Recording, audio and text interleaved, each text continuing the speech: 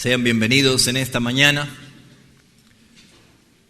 y en verdad que podamos compartir un tiempo de reflexión y de meditación en la palabra del Señor con el único objetivo de que el Señor sea glorificado cuando su palabra se aplica a nuestro espíritu. En esta mañana quiero hablar acerca de la recompensa que motiva al cristiano. Y vaya si no necesitamos motivaciones para vivir en un mundo tan difícil como este. Es muy difícil y cada vez es más difícil. Y creo yo que nos estamos dando cuenta de que no se trata de ser portador de una religión lo que se hace difícil. Porque las religiones se pueden disfrazar, ¿sí? Las religiones pueden cambiar, es cuestión de cambiar un poquito las estructuras o hábitos o conductas y ya se adaptan fácilmente. Si tuviésemos nosotros que valernos de la estructura de la religión, bueno, podríamos ver nosotros que desde el siglo XVI o el siglo XV en adelante han habido muchísimos cambios en las estructuras de la religión. Entonces no es lo difícil identificarse con una religión. Yo me acuerdo cuando era niño y nos preguntaban en la escuela de qué religión sos, y cuando teníamos que decirle que éramos cristianos evangélicos, sentíamos esa diferencia, sentíamos ese rechazo y a veces hasta sentíamos esa cierta discriminación de decir, bueno, ustedes no participan en esto y así, ¿no? Probablemente hoy exista todavía ese tipo de diferencia, pero como el cristiano evangélico ha cambiado tanto, tiene tantas cosas que podríamos decir que está tan familiarizada con el mundo que a lo sumo te pueden decir, mira vos, sos cristiano evangélico, ¿sí? Entonces me di cuenta y creo que nos damos cuenta de que nuestra necesidad de recompensas que motiva no es por portar una religión, sino más bien por cultivar una relación. Y cultivar una relación y evidenciar una vida diferente es la que hace de que se torne un poco complicada con la familia, con el entorno, con el trabajo, con los vecinos. Y no es fácil, no es fácil. Una carrera, un corredor se motiva viendo el premio, viendo el final, la meta. Todos los que quieren lograr algo se motivan viendo justamente la recompensa.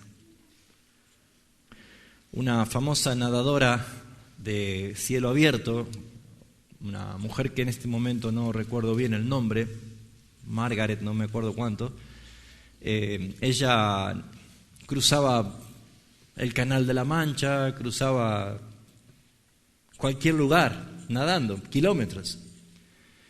Y al borde de alcanzar un récord más, se apoderó delante de ella una gran cantidad de niebla mientras ella estaba nadando. La neblina no la dejaba ver el final. Y se llegó a agotar demasiado y ya a decir que iba a abandonar, que no iba a lograrlo. Y dice que en la embarcación que iban siguiéndola a ella iba su madre y la madre decía, tenés que seguir. Y ella decía, no doy más. Y abandonó, no pudo completar su récord. Pero dice que la tristeza la invadió cuando subió a la barca y la niebla se disipó y se dio cuenta que estaba a 1 kilómetro de distancia de llegar a la costa. Y creo yo que eso desmotivó el no poder ver que ella estaba cerca. Y creo yo que como cristianos no nos falta o no nos fue restringida la posibilidad de darnos cuenta de que estamos muy cerca del final. El problema es que muchos no le prestan atención. O no se dan cuenta o simplemente ignoran porque no escudriñan la palabra de tal manera que se den cuenta de que estamos al final. Estamos muy cerca.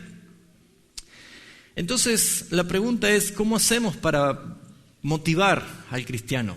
¿Cómo el cristiano es motivado? Y no voy a dar un mensaje de autosuperación o de motivación o positivismo, voy a dar un mensaje bíblico, porque la motivación no es mala, sino que la motivación tiene que estar bien fundamentada en Cristo. Y eso es lo que nos tiene que marcar la diferencia. En este mundo hay pocos que motivan, pero hay muchos que desilusionan. Hay muchas frases, personas, mucha gente, incluso con la que usted se rodea, incluso a los que usted quizás le llama amigos o íntimos o parientes, que están cargados de negativismo y que te desmotivan permanentemente. Y creo yo que cuando empezamos a ver el porqué de estas cosas, nos damos cuenta que la naturaleza humana está corrompida de tal manera por el pecado que bajo ningún aspecto podemos soportar el crecimiento de otro. ¿Sí o no? Por naturaleza. El hombre pecador es egoísta. El hombre pecador no quiere ver a otro que crece más que uno. Esa es la naturaleza que tenemos. Claramente está mostrada en que el hombre corrompido nunca se va a satisfacer ni se va a gozar del bien del otro. Por eso es que el cambio de corazón, la transformación, la regeneración, el nuevo nacimiento nos aplica las leyes de Dios en nuestras vidas y el sentir de Cristo en nuestras vidas, de que nosotros somos más felices cuando damos que cuando recibimos, por ejemplo. Nos sentimos mejor en el logro del otro.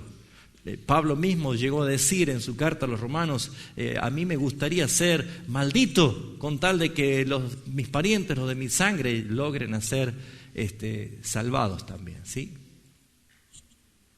¿Sí? Amén. Fíjense en ustedes que tenemos una gran desventaja. Nunca tenemos buenos consejeros si no están en Cristo. Si están en Cristo, también hay que medir el grado de madurez para que también sean sus buenos consejeros.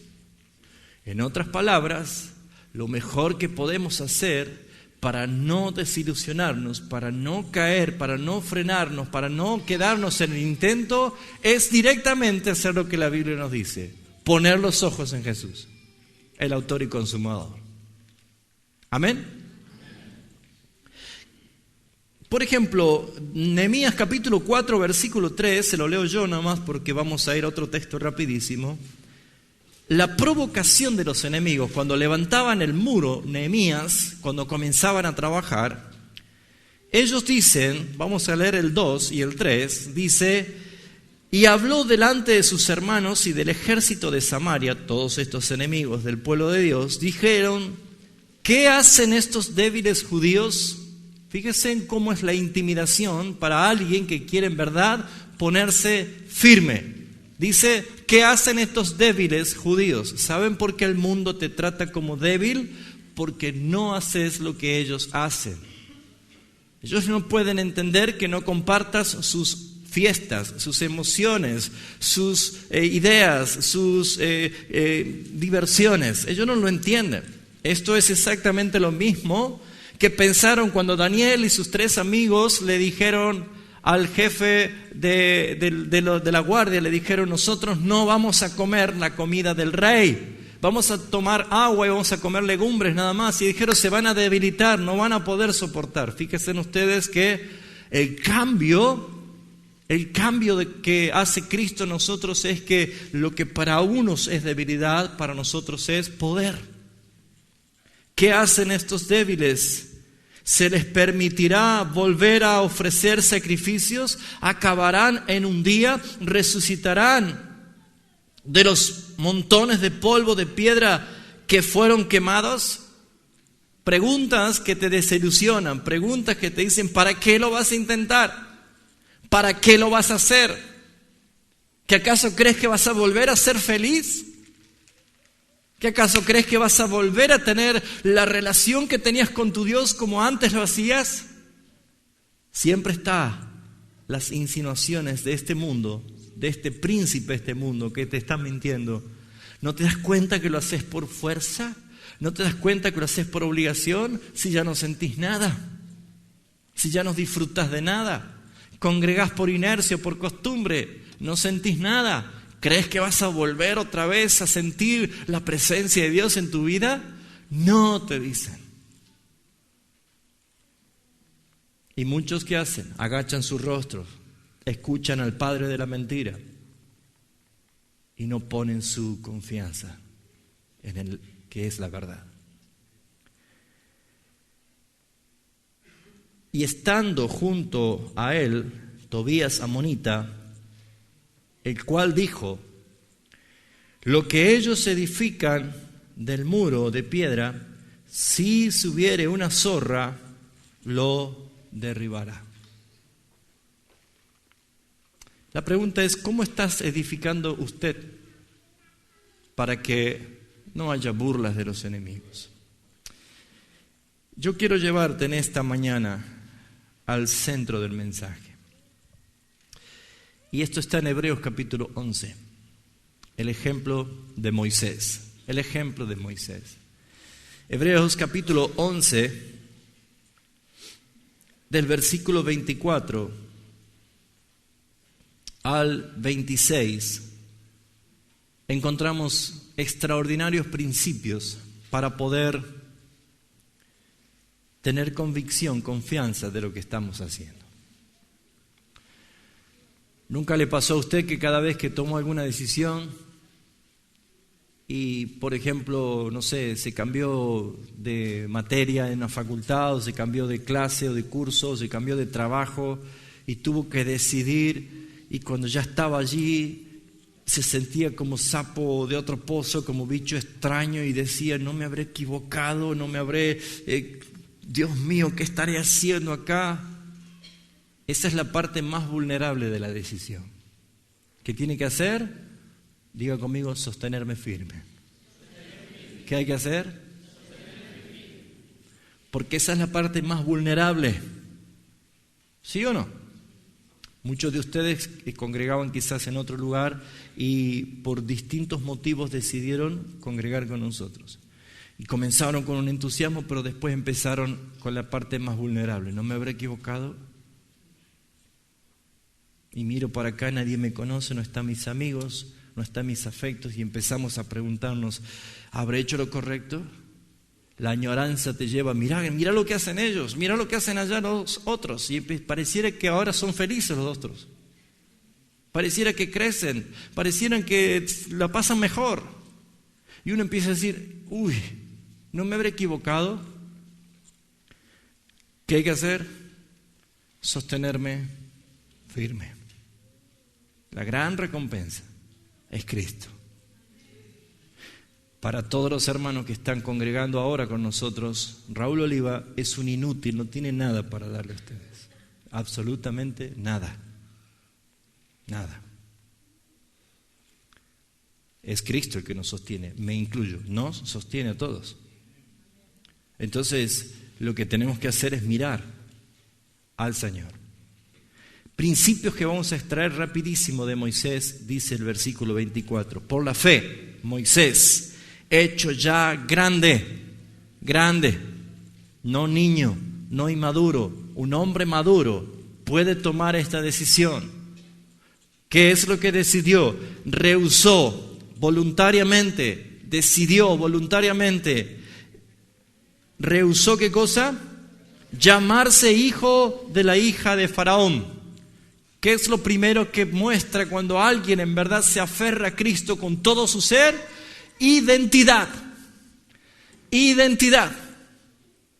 No me voy a llamar más hijo de la hija de Faraón. Mire que tenía mucho de qué aferrarse, pero él dijo: no lo voy a hacer. Me voy a identificar con mi Dios. Hecho ya grande. A nosotros nos habla del estado de madurez.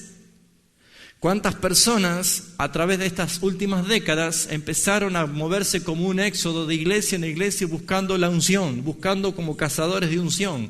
¿Dónde está el mover? ¿Sí? ¿Dónde se movió el Espíritu Santo? Bueno, yo lo veo en Génesis 1:1 que el Espíritu Santo ya se movía sobre las aguas. Pero fíjense en ustedes que nuestra mentalidad es ¿dónde está? Porque yo me quiero identificar. Y no hay nada mejor que me den la remera con el logo de la iglesia o el carné o la credencial porque yo me quiero identificar. Humanamente buscamos ser identificados en razón social con algo que nos llene a nosotros. Pero saben, hermanos, identificarnos como que somos de Cristo, sabemos que tiene otro costo. Sabemos que ser de Cristo significa que aún hasta de tu propia casa te rechacen, te desprecien por ser de Cristo. Por lo tanto, Moisés entendió que era el momento de identificarse con quien él en verdad sabía que era su Dios.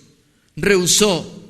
Pero dice el versículo 25, escogiendo antes ser maltratado con el pueblo de Dios que gozar de los deleites temporales del pecado. Y ese versículo 5, si quieres, subráyelo en su Biblia, porque es el problema que más o mayormente tenemos todos los cristianos. Tenemos la tendencia o la facilidad de caer en la debilidad de querer gozar de los deleites temporales del pecado. Moisés tenía todo para deleitarse, todo para gozarse. Él vivía en un lugar lujoso porque era un imperio, Egipto. Pero dice el versículo 26, y yo voy a leer el versículo 26 en una versión diferente. Usted sígame allí en su Biblia. En vez de disfrutar de las riquezas de Egipto, Moisés decidió que sería mejor sufrir como también iba a sufrir el Mesías. Él sabía que Dios le daría una gran recompensa. Y aquí empezamos a ver esto. Lo leo en versión Reina Valera. Teniendo por mayores riquezas los vituperios de Cristo que los tesoros de los egipcios, porque tenía puesta la mirada en el galardón. Ahora vamos a ver algunas cosas importantes. Primero, Dios jamás dejará sin recompensa a nadie. ¿Cuántos saben esto? ¿Sabía? Pero Dios recompensa a todos. A todos, sea bueno o sea malo. Ahora, si Dios va a recompensar todos los actos y todas las obras que todas las personas las hacen, quiere decir que Dios las conoce a todas las obras. Y si Dios conoce todas las obras, es porque Dios las ve a todas las obras. Y si Dios ve todas las cosas que luego tiene que recompensar, Dios tiene en su memoria todas las cosas. Por lo tanto, nos damos cuenta de que el hombre nunca guarda secretos delante de Dios. No puede haber secretos delante de Dios. A veces uno guarda secreto para que el padre o la madre no sepa. Uno guarda secreto para que la esposa o el esposo no lo sepa. Uno guarda secreto para que los hijos no lo sepan. Uno guarda secreto para que el patrón no lo sepa, o para que el profesor no lo sepa, o para que los vecinos no lo sepan. Uno guarda secreto para que el mundo entero no lo sepa, pero el que lo sabe es el único que recompensa. Dios, el juez justo. Y creo yo que Jesús fue muy sabio cuando Él dijo, no le tenga miedo a aquel que puede destruir el cuerpo. Mejor téngale miedo a aquel que tiene autoridad para mandar tu alma al infierno. Lo primero que vemos es que Dios jamás deja sin recompensas a nadie. Atributos que sobresalen en eso es que Dios es omnisciente, todo lo sabe. Es omnipresente, está en todos lugares. Dios es fiel porque cumple lo que prometió. Dios es justo porque no va a dar a nadie algo que no se lo merece. Y Dios no es hombre para que mienta. En Hebreos capítulo 6, versículo 13, allí nomás, dice la palabra una característica de un Dios que promete. Porque cuando Dios hizo la promesa a Abraham, 6:13, Hebreos 6:13, cuando Dios hizo la promesa a Abraham, no pudiendo jurar por otro mayor, ¿qué hizo Dios? O sea que no se invalida ese juramento porque Él juró por sí mismo. Él juró por sí mismo. Versículo 16 dice: porque los hombres ciertamente juran por uno mayor que ellos, para ellos es fin de toda controversia, es el juramento para confirmación. O sea, ¿cuándo se termina toda discusión? Cuando me lo jura. Te voy a regalar un auto, jurámelo. Y ese juramento, cuando se confirma, se hace una redacto legal en escribanía, venimos contentos diciendo, me va a dar un auto. ¿Por qué? Porque ya firmó. Pero si te lo dice así nomás, ¿a usted le prometieron alguna vez algo que nunca le cumplieron? ¿Sí o no? ¿Todavía está esperando? ¿Sí o no? ¿Y usted prometió algo que todavía no lo pagó? ¿Que siguen esperándolo? Fíjense, la promesa no tiene garantía de cumplimiento, tiene que haber un juramento. La promesa es juramentada, se hace un documento legal, y por eso dice el versículo 17, por lo cual, queriendo Dios mostrar más abundantemente a los herederos la inmutabilidad de su consejo, Él interpuso juramento. ¿Qué está diciendo? Para que todos podamos saber que en verdad Dios va a cumplir lo que Él dijo, vas a recibir. Si cumpliste año hoy y no te dieron regalito, no tengas problema, Dios tiene un regalo para vos. Pero ¿cuál regalo quiere de Dios? Porque todo vamos a recibir.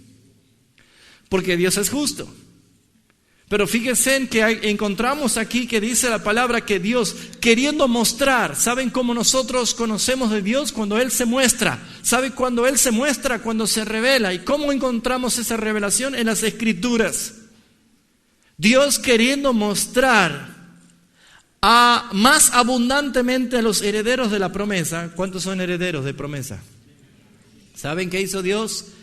Dice, interpuso juramento, para que por dos cosas inmutables, promesa y juramento, son dos cosas inmutables, en las cuales es imposible que Dios mienta, tengamos un fortísimo consuelo que hemos acudido a asirnos de la esperanza puesta delante de nosotros. ¿Qué hay delante de nosotros? Una esperanza. Quiere decir, hermanos, hay algo que te tiene que motivar, hay algo que está por venir. Hay algo reservado para ti, cosa que ojo no vio, ni oído oyó, ni pensamiento que ha subido a la mente del hombre, son las que Dios tiene reservada, están delante tuyo. Esa es la esperanza venidera, pero si no lo sabes esto, si no le crees al Dios que juramentó, que pactó, que Él mismo interpuso juramento a su promesa, es muy probable que empieces a mirar para los costados y escuchar a los que te dicen, no pasa nada, no lo vas a lograr.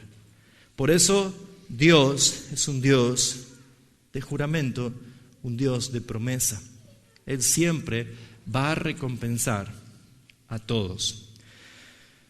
Segunda de Samuel 22-21 dice lo siguiente. Segunda de Samuel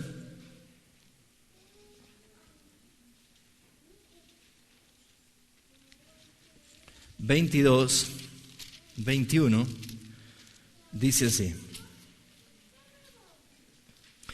Jehová me ha premiado conforme a mi justicia, conforme a la limpieza de mis manos, me ha recompensado. La Biblia está mostrando un carácter de un Dios que recompensa a aquellos que en verdad practican la justicia, a aquellos que en verdad limpian sus manos. ¿Cómo limpiamos mis manos? ¿Con agua y con jabón? No. ¿Con qué limpiamos nuestras manos? La Biblia nos enseña, y creo que lo dije el domingo pasado, todos pecamos por comisión o por omisión, ¿se acuerdan? Pecado de comisión es todo lo malo que hacemos. Y pecado de omisión es el que más frecuentemente pecamos nosotros. Es todo lo bueno que sabemos hacer y no lo hacemos, es pecado. Esto se llama pecado de omisión. Y saben, una de las cosas que Dios llama la atención a los que son atalayas es cuando ven el peligro, no lo dicen, no advierten, yo demandaré la sangre de ellos de tus manos. Limpiamos nuestras manos cuando nosotros dejamos de pecar por omisión. En otras palabras, Dios está más interesado en lo que no hacemos que lo que hacemos. Porque Dios se expresa a través de su pueblo. Cristo es la cabeza y la iglesia es el cuerpo, y la cabeza necesita el cuerpo para expresarse. Por lo tanto, no podemos negar a servir al Señor porque Él se expresa a través de nosotros. Y nosotros bíblicamente tenemos un argumento legal para no hacer lo que queremos. Primero, porque dice Pablo en Corintios, porque nosotros fuimos comprados por su sangre, ya no somos nuestros, es Él nuestro dueño. Y segundo, lo que dice Gálatas 2:20, porque ya estoy muerto juntamente con Cristo crucificado, ya no vivo yo, es Él el que vive en mí. Entonces empezamos a ver que Moisés, a pesar de todo lo que él tenía como riquezas, confort, lujo y poder por sobre todas las cosas, en vez de disfrutar de las riquezas de Egipto, Moisés decidió que sería mejor sufrir como también iba a sufrir el Mesías. Él no sabía quién era Jesús, pero él recibió por revelación que iba a haber un Mesías, un libertador, el que los iba a sacar de la esclavitud. Por eso es que él sabía que Dios iba a recompensar a él con grandes cosas.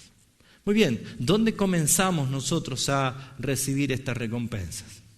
La Biblia enseña que las recompensas podemos tenerlas aquí en la tierra. Por ejemplo, Proverbios 11:31.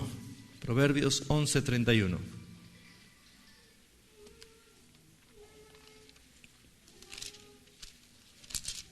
Dice así: ciertamente el justo será recompensado en la tierra, cuanto más el impío y el pecador. Hay recompensas que son aquí en la tierra. Esas recompensas, sin duda, tienen que ver con las bendiciones de la gracia que Dios nos da.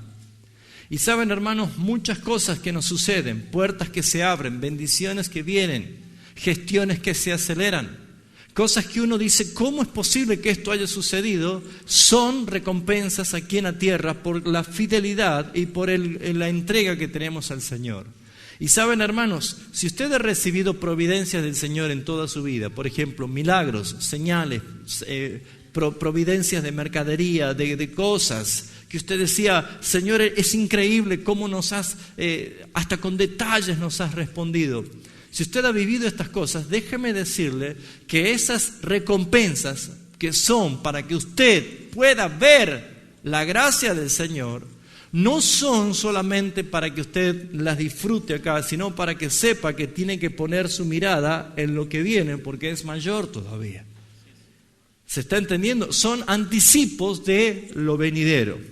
Pero también vemos nosotros que Isaías 40:10 dice que sus recompensas se van a manifestar en su segunda venida. Isaías 40:10 dice así: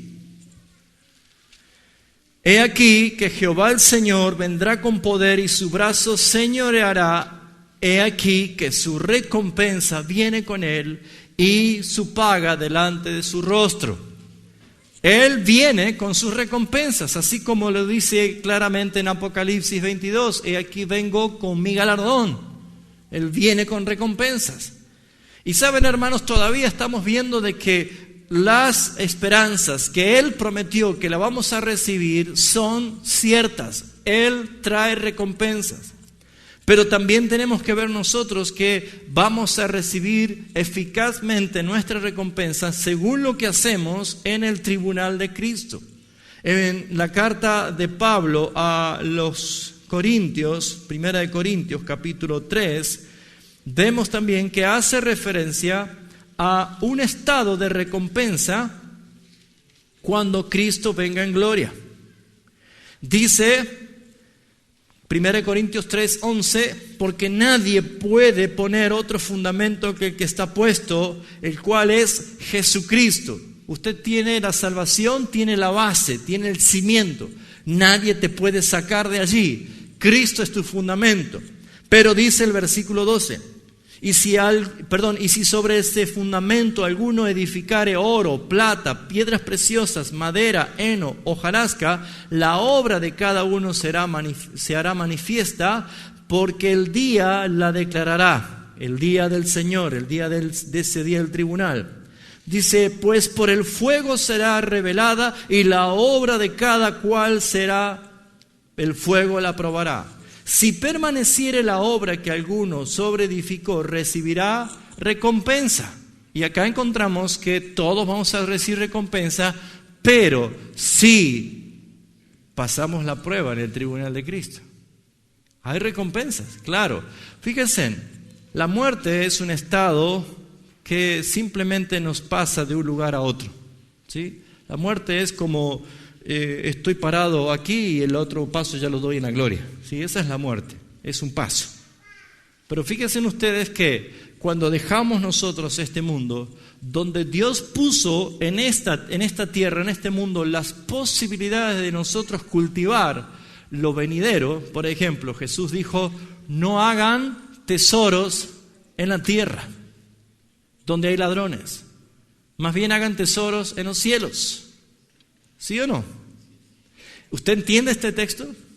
¿Usted entiende de qué se trata hacer tesoros en los cielos? ¿Habrá un banco celestial para recibir un cheque, para hacer depósito y mandar para allá? No se trata del dinero, no se trata de el recurso humano, se trata de lo que a nosotros nos hace crecer delante del Señor y hacer que podamos edificar sobre Cristo con fundamentos para tener recompensa. Y usted dirá, pero ¿qué hago? ¿Qué tengo que hacer yo para que haya recompensa en la gloria? ¿Qué tengo que hacer para que en el reino de los cielos haya recompensa y que mi vida sea aprobada ante los ojos de Dios? No estoy hablando de pérdida de salvación, estoy diciendo de que en la Biblia nos enseña que hay cosas que tenemos que hacer acá y por no hacerla, por pecado de omisión, vamos a tener consecuencias de no poseer en la gloria la recompensa que Dios nos da. Por ejemplo, fuimos creados en Cristo Jesús, Efesios 2:10, para buenas obras, las cuales Dios destinó de antemano para que anduviésemos por ellas. Fíjese usted, nosotros estamos viviendo cada día en este mundo y tenemos que caminar y cumplir y obrar en las obras que Dios el Padre ha diseñado para tu vida. Si Dios permite, el otro domingo vamos a hablar de cosmovisión. Vamos a tratar de entender un poquito cómo vemos el mundo bajo la vista y la perspectiva cristiana. Pero vamos a poder entender de que muchas veces tenemos que formularnos preguntas de cómo sé lo que yo sé o por qué creo lo que creo. ¿Cuál es la fuente de mi aprendizaje? ¿Es la Biblia o es lo que otro me ha dicho? Probablemente aquí hay hermanos que se han encontrado fuertemente cuando en la exposición de la palabra te rompen algunas burbujas, ¿no es cierto? De que, ¿cómo? ¿No se puede orar por las ropas, por las prendas del enfermo? Porque en la otra iglesia se hacía. Probablemente se haga, pero la Biblia no enseña eso. Esa práctica no encaja otra cosa más que en hechicería pura. No es bíblico. Lo que dice de Hechos de los Apóstoles 11:19, creo que está allí el texto, dice que Pablo tenía tanto poder, tanta autoridad, que Dios hacía tantos milagros por mano de Pablo, que aún la gente sacaba los paños de Pablo, y se los llevaba a los enfermos, de tal manera que se sanaban, pero eran de Pablo, no le traía la ropa a los enfermos para que Pablo le ore. Ni fotos, ni nada de esto. Eso son prácticas de curanderismo, hermano. No tiene nada que ver con la verdad bíblica. Entonces eso se llama cosmovisión. ¿Por qué? Porque otros creen porque así lo aprendieron. Pero nuestra visión tiene que ser como dice la Escritura. ¿Se sorprendería usted si pudiésemos tener la oportunidad de viajar por todo el mundo y encontrar distintos grupos étnicos y preguntarle a ellos cómo creen ellos que hemos nacido nosotros o de dónde salió el hombre? Se va a sorprender.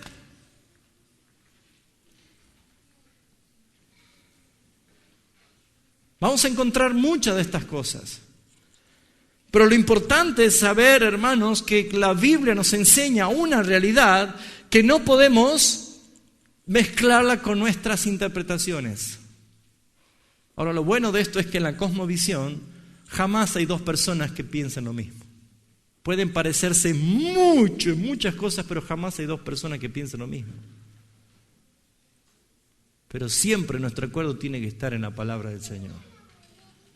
Muy bien, servir al Señor con el propósito de por qué Él te ha salvado forma parte de una de las preguntas de la cosmovisión. ¿Cuál es mi propósito? ¿Para qué estoy? En algún momento de su vida tendría que llegar a preguntarse eso usted. ¿Para qué estoy?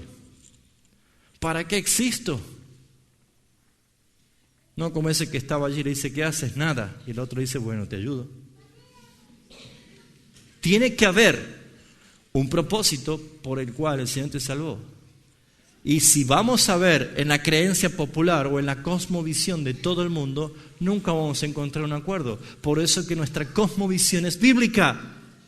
Y solamente Dios responde a todas las preguntas que el ser humano se puede hacer en las Escrituras. Y dice la palabra de qué manera yo puedo comenzar a hacer tesoro en los cielos. Porque fuimos rescatados del reino de las tinieblas a la luz admirable de Cristo. ¿Para qué? Para anunciar las virtudes de aquel que nos llamó de las tinieblas a la luz. Pregunta, ¿está haciendo esto usted? ¿Está predicando el Evangelio? ¿Está enseñándole de Jesucristo? El día que pasó no lo recuperamos nunca jamás. Y eso también se llama omisión. ¿Qué hiciste en el día de hoy? Orar, tener intimidad con Dios, leer las Escrituras diariamente, cultivar una relación espiritual, todo eso es hacer tesoro en los cielos. Todo lo que Dios nos manda hacer, tenemos que hacerlo, porque saben, la Biblia dice en Filipenses capítulo 3, versículo 20, que nuestra ciudadanía está en los cielos. Que aunque estamos en este mundo, lo dijo nuestro Salvador, no somos del mundo. Ahora, ¿usted le cree a Dios? ¿Cree que existe Dios? ¿Seguro? ¿Y por qué no tiembla? ¿Cree que existe un cielo, un reino de los cielos? ¿Realmente lo cree? ¿Saben la fiesta y la gloria que hay en este momento allá, mientras nosotros acá padecemos? ¿Sabe usted esto? ¿Dónde está Cristo? Sentado en su trono. Cada vez que un hermano nuestro parte de la presencia del Señor, inmediatamente entra en un estado de gozo y de fiesta total en su presencia. Es lo mejor que me puede pasar. Pero acá estamos nosotros padeciendo por causa de Cristo. Por eso es que necesitamos al Consolador aquí con nosotros. ¿Se dio cuenta? Entonces la Escritura nos muestra de que hay recompensas que vamos a recibir en el tribunal de Cristo, pero esas recompensas no son como las recompensas que las recibimos aquí, que son providencia de Dios. Él te da salud, Él te da alimento, te da hogar, te da compañía, te da la palabra, te da una iglesia para contenerte, te da un tiempo de intimidad con el Señor, te da todo aquí. ¿Por qué? Porque es providencia, es gracia del Señor. Pero esa es una recompensa terrenal. La recompensa que trae Cristo cuando Él venga en poder es cielo o infierno, porque Él le dará el pago a todos, porque es justo. Pero la recompensa que nosotros tendremos en estado de gloria es si has pasado la prueba.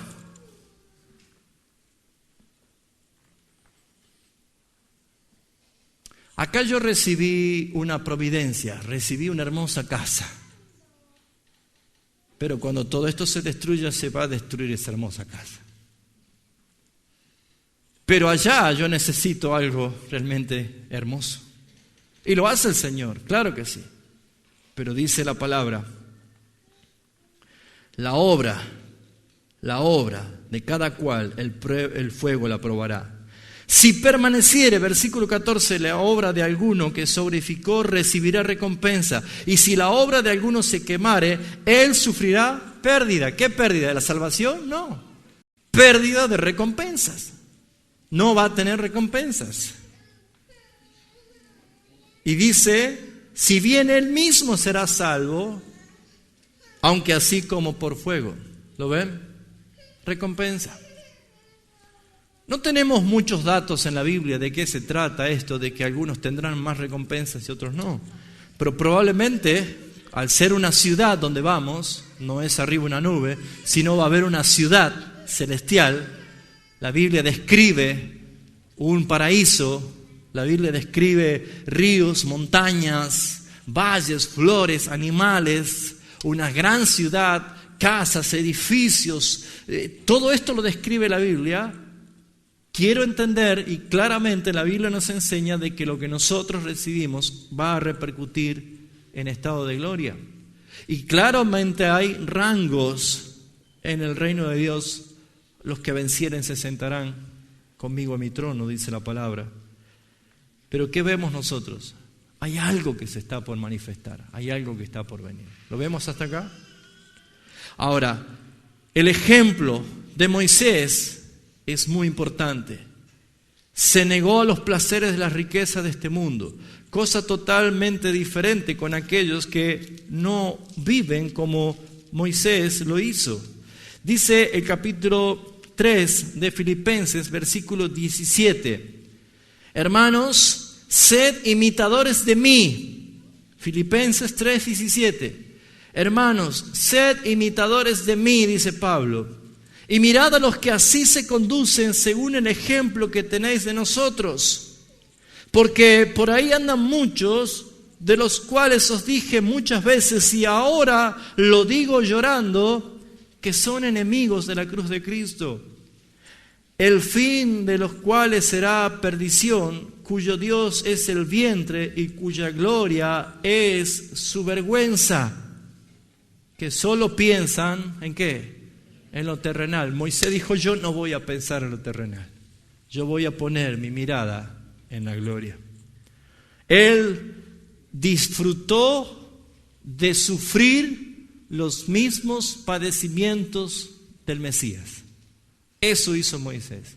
Se rehusó a disfrutar de los placeres temporales del pecado. Él solamente sufrió los mismos padecimientos que iba a padecer el Mesías. El rechazo, un pueblo en contra, el deseo de matarle, la murmuración, todos estos sufrimientos. Él tomó una decisión. Antes, cuando éramos impíos, incrédulos, no podíamos tomar decisión porque estábamos muertos en delitos y pecados. Pero cuando Él nos dio vida juntamente con Cristo, ahora sí podemos tomar decisión. Y la decisión es porque Él nos ha dado vida y porque ahora nosotros podemos ejercitar lo que dice Deuteronomio 30:19. A los cielos y la tierra llamo por testigo hoy contra vosotros que os he puesto delante de vosotros hoy la vida y la muerte, la bendición y la maldición. Escoge pues la vida, te dice el Señor. Es una oportunidad que tenemos. Si algunos de los cristianos solamente están amando y poniendo todos sus deseos y todo su placer en las cosas terrenales, si solamente piensan en las cosas terrenales, la Biblia lo dice, no lo digo yo solamente leo y repito lo que dice, son llamados enemigos de la cruz de Cristo. La Biblia. Pero cuando yo pongo mi mirada en el galardón, en las cosas venideras, en Cristo mismo nuestro Señor, en plena gloria, regocijándose por la obra de los salvados, en verdad hay algo diferente. Gozar como el faraón o sufrir como el Mesías, esa era la consigna de Moisés. Moisés hizo firme su decisión. Para ir cerrando el pensamiento, Hebreos 11 dice el versículo 27, y aquí está el carácter que debemos tener.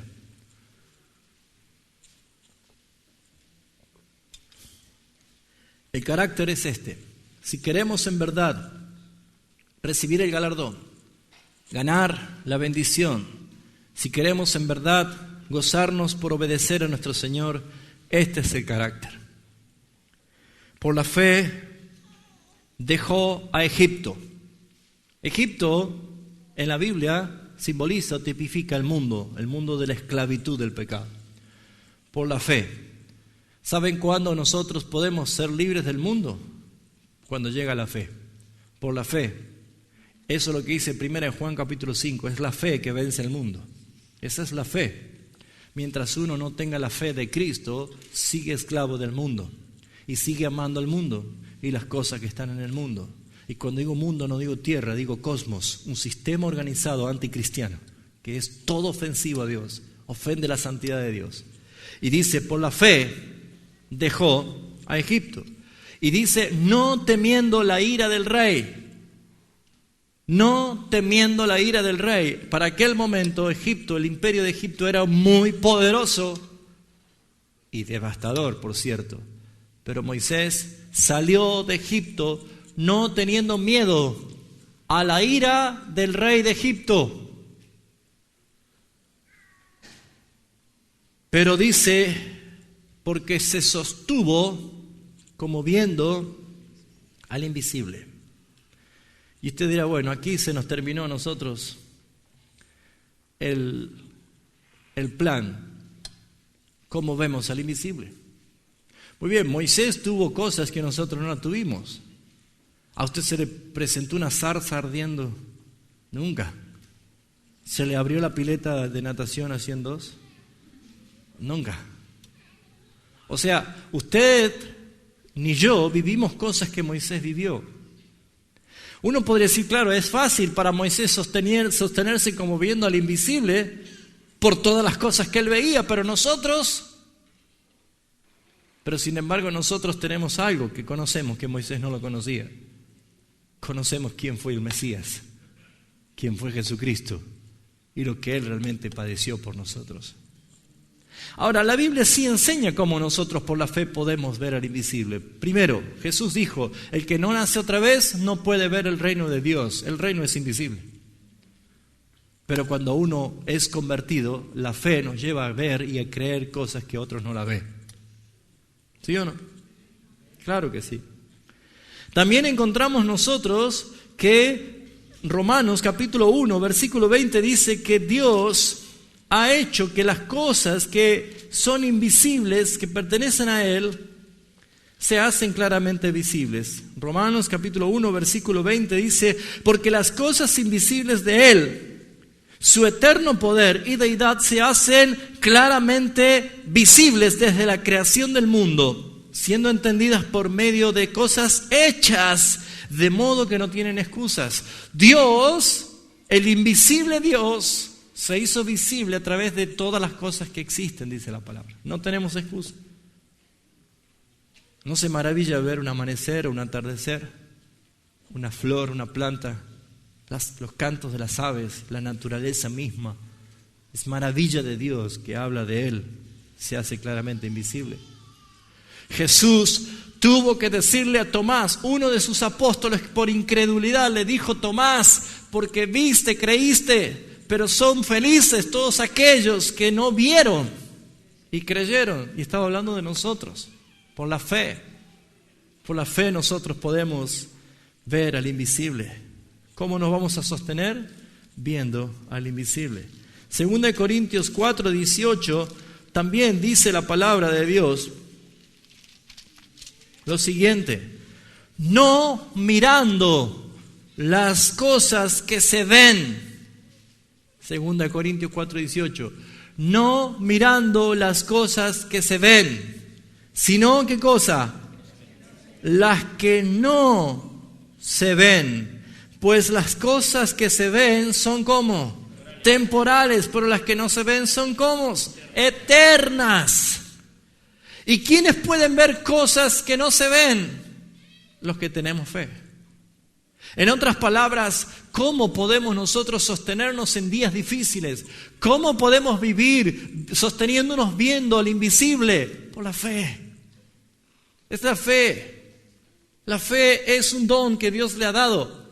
La fe la posee usted. Y si usted dice, no, pero mi fe es poca, bueno, le arruino su excusa. Jesús dice, si su fe fuera como un grano de mostaza, es suficiente. Porque no es su fe, es la fe de Dios la que usted tiene.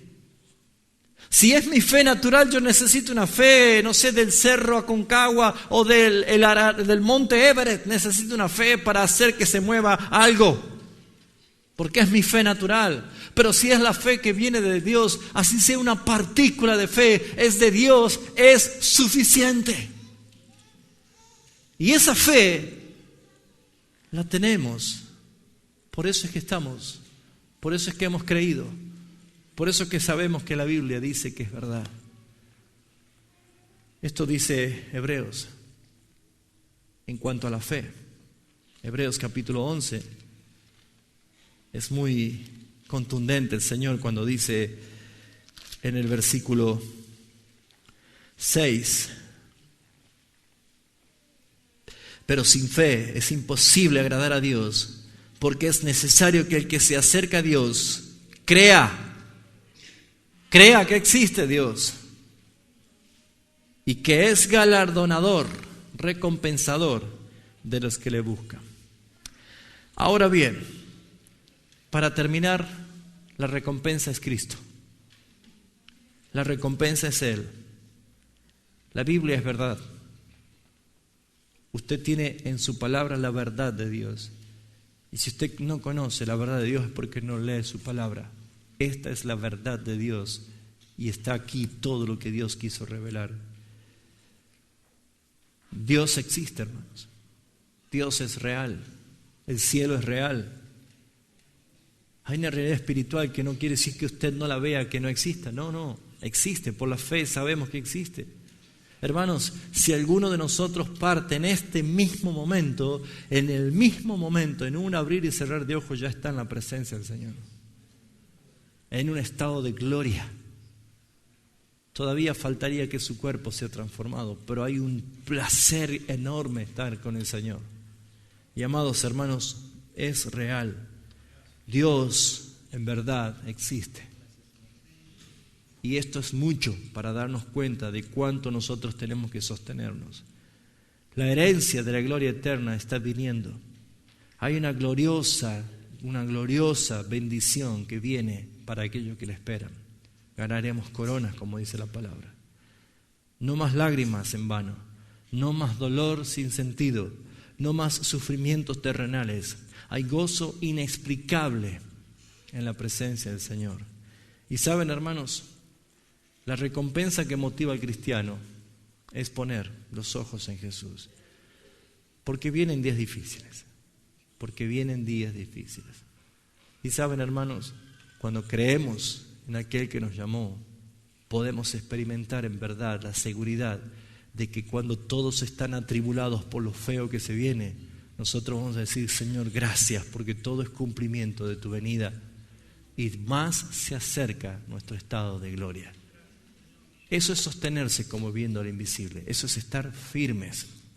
Y saben, yo les recomiendo a los padres que hablen de estas cosas con sus hijos, que les digan a sus hijos que viene Cristo y que ellos que son jóvenes, que ellos que son adolescentes, que ellos que son niños, enséñenle a ustedes a no poner la mira en las cosas terrenales, sino en las cosas celestiales que vienen pronto, hermanos.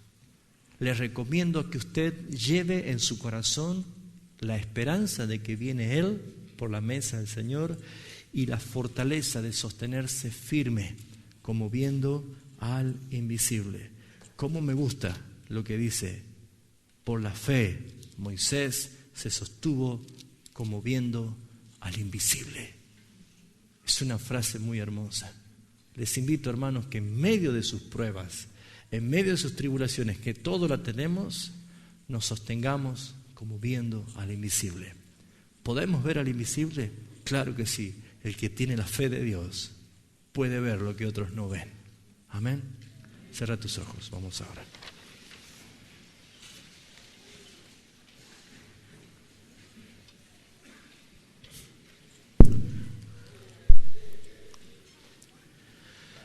En esta mañana, en este mediodía, Padre, es nuestro deseo alabar y bendecir tu santo nombre. Te doy gracias, Padre Celestial, porque podemos tener el privilegio, la dicha, la posibilidad de ver por la fe lo que otros no ven, de esperar lo que otros no esperan, de gozarnos, Señor, en la esperanza venidera. Gracias, Señor, porque cada vez que tú estás llevándonos a comprender esta verdad y cada vez que el tiempo está manifestando cumplimiento de tu pronta venida, Señor, se hace más el deseo de vivir nuestra santidad ante ti, porque tú vienes a buscar a tu iglesia. Es una esposa santa, sin manchas, sin arrugas. Y Señor, estamos comenzando a comprender por el Espíritu Santo la necesidad de ser puros ante ti, Señor, y no hacer nada que exponga, Señor, nuestra santidad ante tus ojos. Queremos agradarte en todo, pero ayúdanos a hacer tesoros en los cielos. Sí, Señor, tú fuiste a edificar moradas para nosotros, pero eres justo. No es el mismo lugar donde los que han entregado toda su vida a ti, como aquellos que han vivido con todo tipo de ociosidad la vida cristiana. No es lo mismo, Señor. Sabemos que hay recompensas para los que vencen, Señor. Y Señor, nos llamaste porque no somos diferentes nadie. Todos somos uno. La única persona que hace la diferencia en nuestra iglesia es Cristo, porque Él es la cabeza. Y todos nosotros somos miembros del mismo cuerpo. Pero Señor, mi responsabilidad, como la de cada uno de nosotros, es para ti, Señor. Es cumplirla para ti. Señor, ayúdale a mis hermanos a responder estas preguntas. ¿Quién soy? ¿Quién me creó? ¿Para qué estoy? ¿Cuál es mi propósito? ¿Y a dónde voy? Señor, que estas preguntas, que son de la cosmovisión bíblica, ayuden a convencerse si en verdad son hijos de Dios o no. Pero aún estamos en la gracia. Esta gracia, donde tú dijiste, yo abro una puerta que nadie la puede cerrar. La puerta está abierta. Señor, que tomen seriedad con las cosas santas, que puedan madurar en el Señor, que puedan aprender y que puedan hacer que sus copas estén rebosando por tu gracia, Señor, por la llenura de tu Espíritu Santo. Señor, guíe a mis hermanos en este tiempo a poder hacer firme la vocación de su elección por lo que tú, Señor, les has dado, y que puedan seguir adelante por más de que haya toda oscuridad alrededor nuestro. La Biblia dice, nosotros no somos como los que retroceden para perdición. Nosotros nos mantenemos firmes en la esperanza de aquel que nos llamó. Señor, aquí estamos. Heme aquí, Señor. Utiliza nuestras vidas. Utiliza nuestras vidas. Por la gracia de nuestro Señor y Salvador Jesucristo, te alabamos y te bendecimos en Cristo Jesús. Solamente un minuto, cierra tus ojos. Solamente un momento. Deja que el Espíritu Santo hable a tu corazón y que puedas en verdad mirarte en el espejo de Dios, responderte esas preguntas, que puedas en verdad decir, Señor, ¿estoy realmente trabajando para tu obra? ¿Estoy haciendo tesoros en los cielos? Respóndase. Si no lo está haciendo, comience a vivir una vida como lo hizo Moisés. Tomó la decisión de seguir a Cristo, al Mesías. En el nombre de Jesús. Amén. Gracias, Señor. Yo voy a invitar a